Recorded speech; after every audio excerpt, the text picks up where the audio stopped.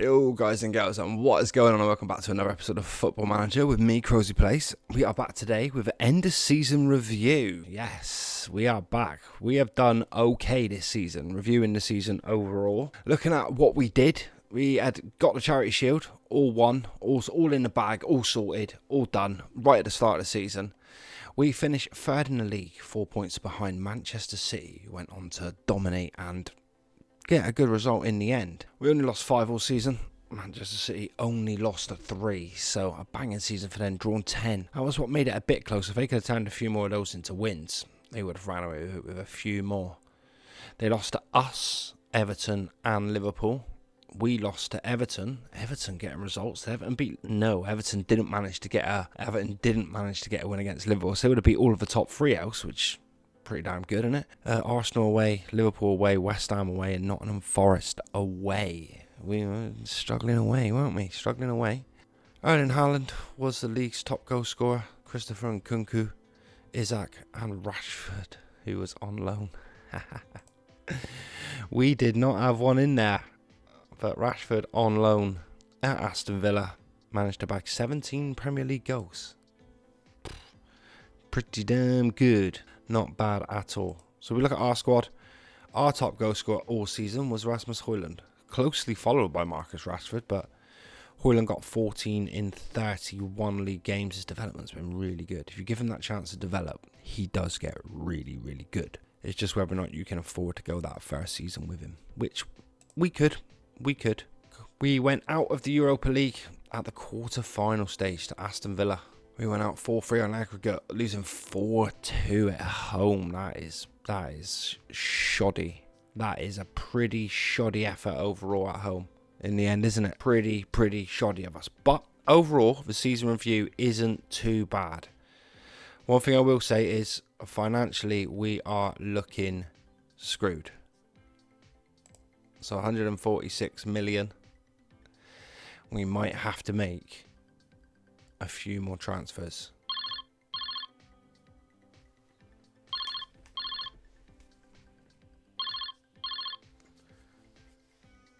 Hello, Chairman.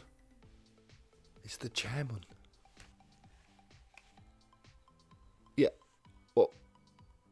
What do you mean? Okay. Yeah, I'm sat down, yeah. No. I'm well today. Day off. Yeah. Okay. Yeah, I did actually just look at the balance, yeah. Minus 146 million, aren't we? After a good season as well, would you say? Yeah. Yeah, I agree. You what? No. Like that. Okay. Yeah. Never. No. Well, Mr. Chairman, I will get back to you and let you know whether or not I quit or not. Oi. No. I will watch the short video that you've sent me. I will play the video to everybody that you might have sent me, and we will go from there, because I feel like it's probably a mismanagement at your end. Yes, Mr. Chairman.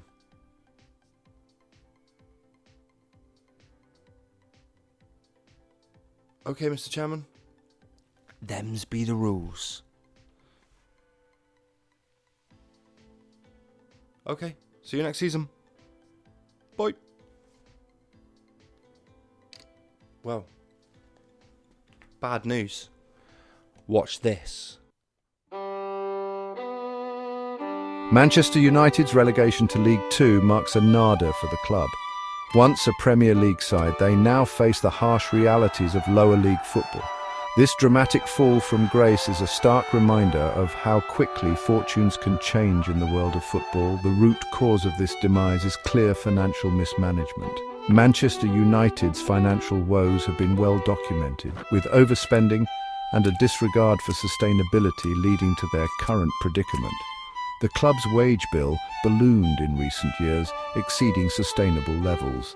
This reckless spending, coupled with a lack of on-field success, created a perfect storm for disaster. The consequences of these financial missteps are now painfully evident. Relegation brings with it a significant loss of revenue, further exacerbating the club's financial woes. The situation is dire, but it's crucial to understand how the club arrived at this point.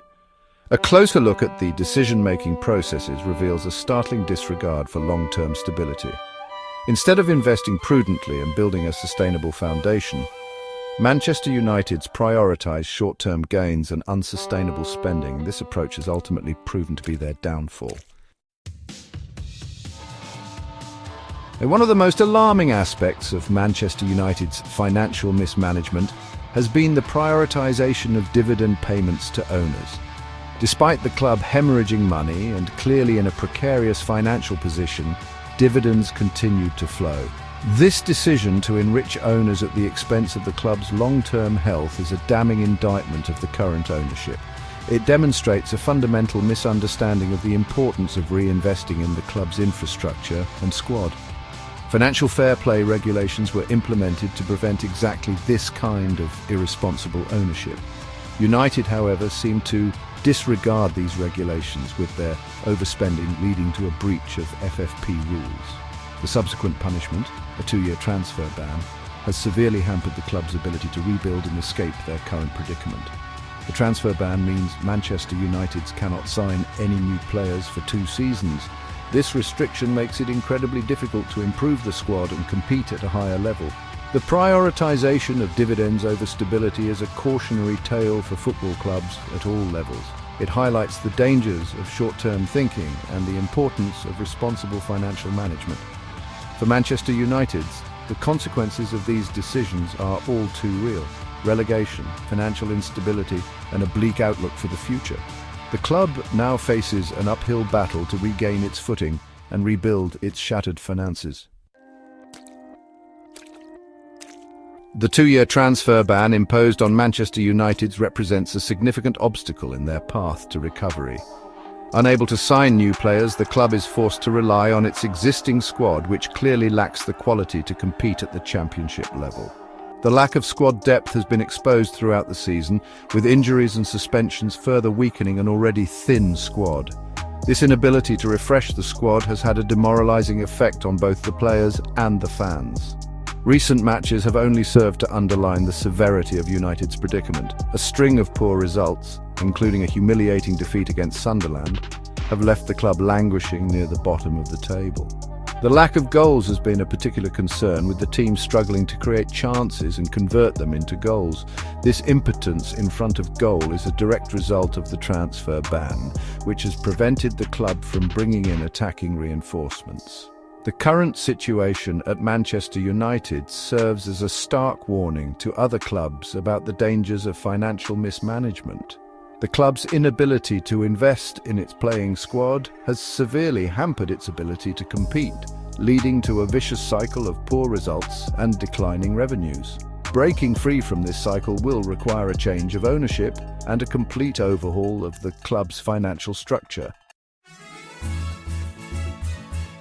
While the situation at United appears bleak, there is a glimmer of hope. Other clubs have faced similar financial turmoil and managed to recover. Take, for example, Portsmouth. After suffering administration and multiple relegations, Portsmouth have slowly rebuilt their club from the ground up. Key to their revival has been fan ownership, ensuring the club's best interests are always at heart. United could learn from Portsmouth's example.